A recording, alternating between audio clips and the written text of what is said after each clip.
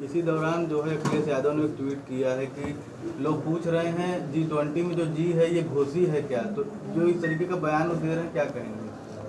देखिए, उनके जो बयान होते हैं अब तक के, घोषित तो उन्हीं की थी।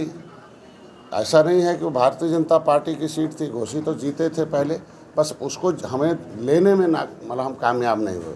2000 जो चुनाव हुआ था 2022 का, उसमें घोषित तो समाजवादी पार्टी की थी। ऐसा थोड़ी है कि जो हम घोषित जो भारतीय जनता पार्टी की थी। और लोकल चेहरा है, उसके वजह से एक सीट से उपचुनाव लोकल होता है। देश का चुनाव प्रधानमंत्री और नेतृत्व के हिसाब से होता है, राष्ट्रवाद के हिसाब से था। और दुनिया में हम किस स्थान पर भारत को ले जा रहे हैं, कैसे हम अर्थव्यवस्था सही कर रहे हैं, वो 2024 का चुनाव होता है।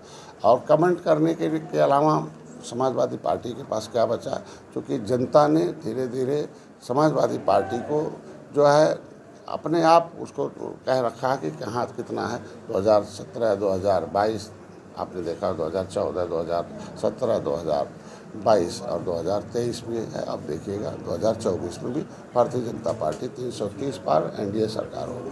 अच्छा, आपके समाज का वोट घोसी में भी था, तो अब 2 दिन हो गए, क्या समीक्षा की आप लोगों ने? मैंने वोट पहले ट्रांसफर दिन हुआ हम कि नहीं? पूरा हुआ 43 गांव में निषाद थे। 43 गांव में 40 गांव में हमने 60 से 80% वोट मिला हुआ। 3 गांव में हम हारे हुए हैं, 3 गांव में। और वो भी हम अपने वजह से नहीं हारे हैं, भारतीय जनता पार्टी के नेता हैं, वो उस गांव में गए और डॉक्टर संजय और निषाद पार्टी के खिलाफ बोलने लगे। तो निश्चित रूप से ये जय निषाद राज के खिलाफ जो भी बोलेगा उसको कहाँ मिलेगा।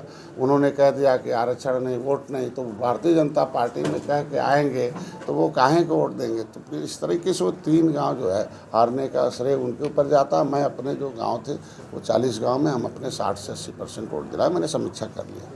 अच्छा, लोकसभा चुनाव आ रहा है, तो अब उसके लिए क्या स्ट्रेटजी है? क्या पहली सीट आपकी भदोही से निकली थी निषाद पार्टी की, तो ये प्राथमिकता में है क्या सीट आपकी भदोही? देखिए, हाँ, फूलन देवी जी रही हैं, सांसद रही हैं, यहाँ हमारे विधायक रहे हैं, फिर विधायक हैं। मैं 3 स्टेप हो गया। बहन फूलन देवी रही हैं, फिर विधायक रहे, दोबारा विधायक रहे।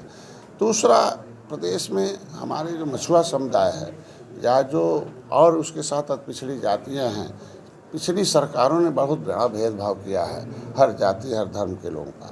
इसलिए हम लोगों को कहीं भी लड़ेंगे वहाँ हम लोगों को जीत सुनिश्चित होगी, क्योंकि हम लोगों ने सबके लिए काम किया। और भदोही प्राथमिकता तो रहेगा ही, चूँकि हम यहाँ हमारे विधायक रहे हैं 2 बार।